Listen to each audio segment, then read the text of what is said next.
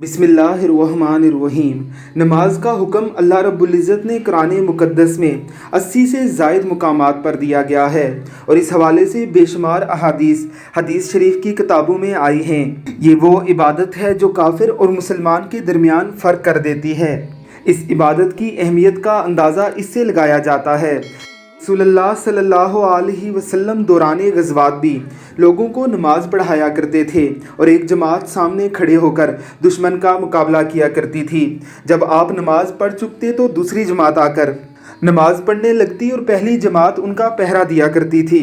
अलगर्ज के सफ़र हिजर में, जंगो जदल में, हर तरह के हालात में नमाज मोमिन पर मौकूफ़ नहीं होती।